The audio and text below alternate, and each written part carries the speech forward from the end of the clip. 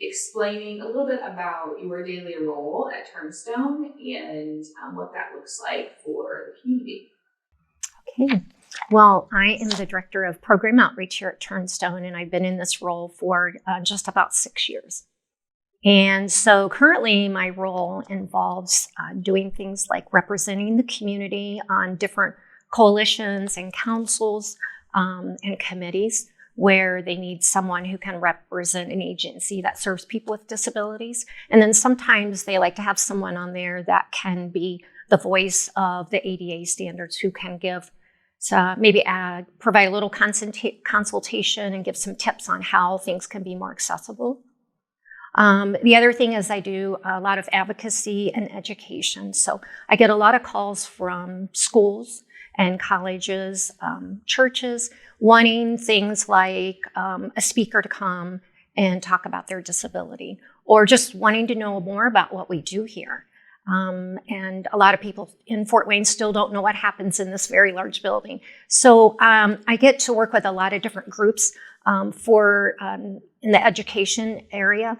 I do a lot of disability awareness, so I try to bring it down to their level, whatever age group they are, to learn more about what is a disability, what it means to be inclusive, what it means to be providing equal opportunities, and just giving them a sense of assurance that it's okay to interact with someone with a disability. I feel like that a lot of the councils and the coalitions, the committee work that I do, I can bring in the resources from the ADA to help people's businesses run more efficiently, run smoothly, and just to be more friendly to people who are different.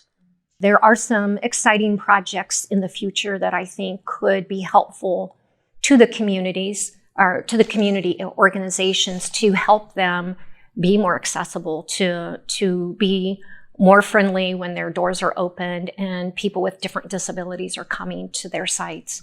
With all of the community reinvigoration projects that are happening, do you see attention being paid to making those experiences and those pieces of our community accessible and welcoming? I do. I think a good example is the Promenade Park. When they were designing that, they wanted to be over and above the ADA standards. And so some of the things that they did is that they actually have a cane trail that runs through the main corridor of the park. So if someone who is visually impaired uses a white cane, that they can utilize to navigate from one end of the park to the other. They've also incorporated a lot of things in there for people who have sensory problems. And I feel like that they really did take a look at all disabilities, and they listened to the community. What do you mean by over and above ADA standards? What does that look like for companies and organizations?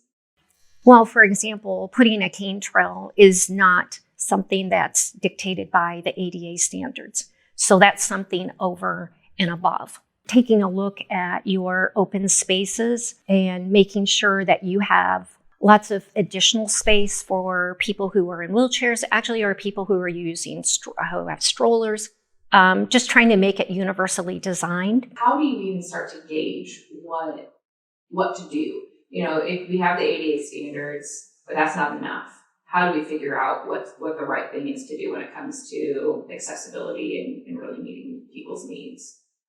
Well, I think going over and above the ADA standard starts when you start listening, and you're listening to the people who are going to utilize it. So perfect example is the Fort Wayne Airport Authority. They called and said that we want to exceed the ADA standards when we expand the West Terminal. They were very sure that their architects that they'd hired know the ADA standards and they would be incorporated. But they didn't want to stop there. So what we did is I set up some site visits, and we had someone who uses a manual chair went on week 1. The next week, there was someone who's visually impaired. The next week, there was someone who uses a power chair, and then a parent who could serve as a caregiver. Each of those 4 people, they gave a different perspective. So we went all the way from the main entrance all the way up to the gate. The people that we were meeting with took lots and lots of notes. And so today, the airport extension is almost finished, and they have put a cane trail in. They are planning to have a sensory room. Their bathrooms are going to be fabulous. They're going to have more room than what the ADA requires. And they really did listen because they really want to be accessible and usable by everyone. There is a saying that people with disabilities use, and it is, nothing about us without us. So now, why not ask them? Why not bring them in and start those conversations? When organizations are, people are wanting to do their best, and they take the step to listen and they take the step to engage with people, how can they be sure that they are at least following the right direction? There's a lot of information on best practices that is going over and above the ADA standards. And if we think about universal design, for example, when designing hotels. So I know that there's a percentage of rooms that need to be accessible for someone with a disability. But I think that maybe also thinking about universal design, for example, having a bench in a bathtub is not only beneficial for someone who uses a wheelchair and may have to transfer out, but let's think about elderly people who may come into your hotel walking on their own. They check in, they're unassisted, but they may have balance problems.